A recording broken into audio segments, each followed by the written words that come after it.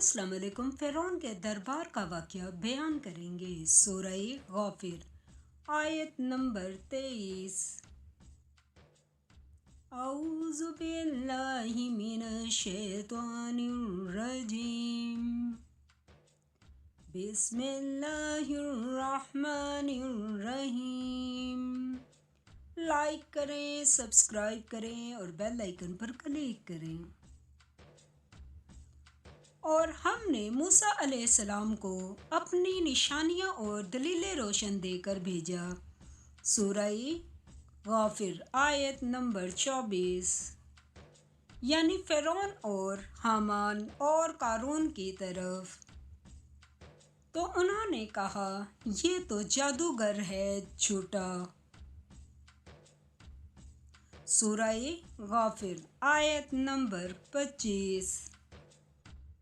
गर्ज जब वो इनके पास हमारी तरफ से हक लेकर पहुँचे तो कहने लगे कि जो लोग इसके साथ खुदा पर ईमान लाए हैं इनके बेटों को कत्ल कर दो और बेटियों को जिंदा रहने दो।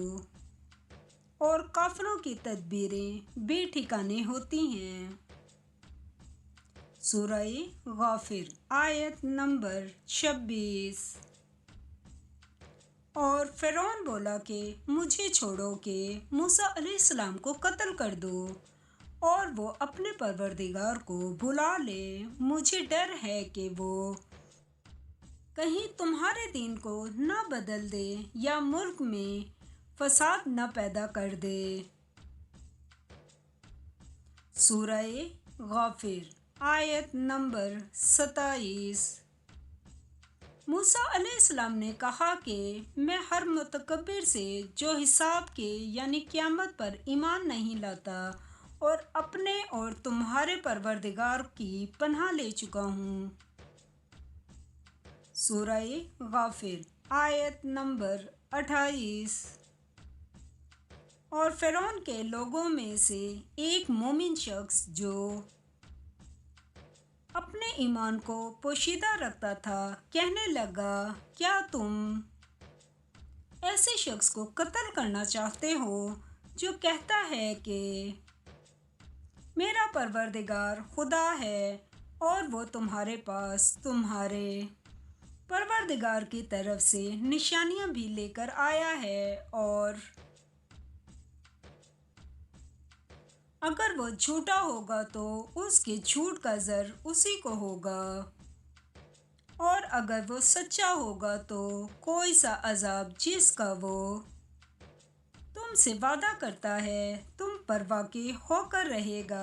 बेशक खुदा उस शख्स को हदायत नहीं देता जो बेलिहाज झूठा हो। अस्सलामुअलैकुम। फ़िरौन और मोमिन का माजरा बयान करेंगे। सूरह गाफ़िर आयत नंबर 29। ऐ कौम, आज तुम्हारी ही बादशाहत है और तुम ही मुल्क में गालिब हो। लेकिन अगर हम पर खुदा का अज़ाब आ गया तो उसको दूर करने के लिए हमारी मदद कौन करेगा। फ़िरौन ने कहा, मैं तुम्हें वही बात समझाता हूँ जो मुझे सूझी है और वही राह बताता हूँ जिसमें भलाई है। सूरह गाफ़िर आयत नंबर 30। तो जो मोमिन था वो कहने लगा कि ऐ मेरी कौम, मुझे तुम्हारी निस्बत खौफ है कि मुबादा तुम पर और उम्मतों की तरह के दिन का अज़ाब आ जाए। सूरह गाफ़िर आयत नंबर 31। यानी नूह अलैहिस्सलाम की कौम और आद और समूद और जो लोग इनके पीछे हुए हैं इनके हाल की तरह तुम्हारा हाल ना हो जाए। और खुदा तो बंदों पर जुल्म करना नहीं चाहता। सूरह गाफ़िर आयत नंबर 32। और ए कौम, मुझे तुम्हारी निस्बत पुकार के दिन यानी क़यामत का खौफ है। سورہ غافر آیت نمبر 33۔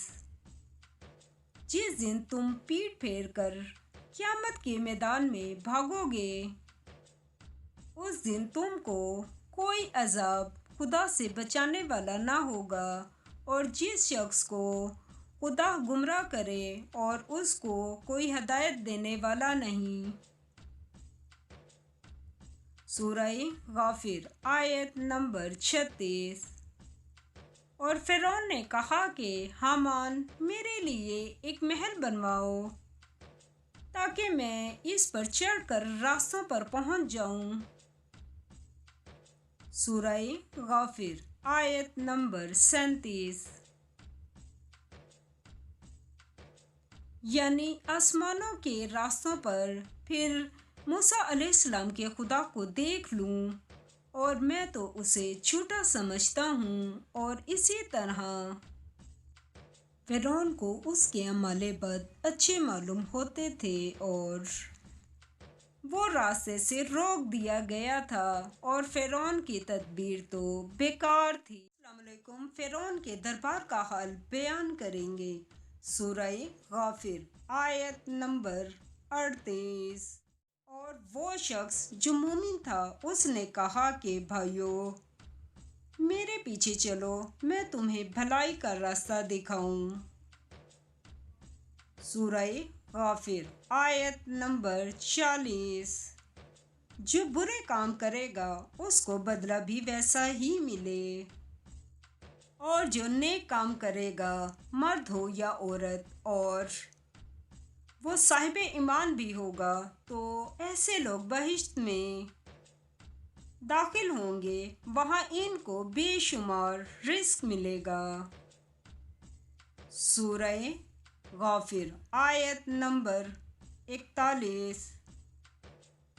اور اے قوم، میرا کیا حال ہے کہ میں تو تم کو نجات کی طرف بلاتا ہوں، اور تم مجھے دوزخ کی طرف بلاتے ہو۔ سورہ غافر آیت نمبر 42۔ تم مجھے اس لیے بلاتے ہو کہ خدا کے ساتھ کفر کروں، اور اس چیز کو اس کا شریک مقرر کروں جس کا مجھے کچھ بھی علم نہیں، اور میں تم کو خدائے غالب اور بخشنے والے کی طرف بلاتا ہوں۔ سورہ غافر آیت نمبر 43۔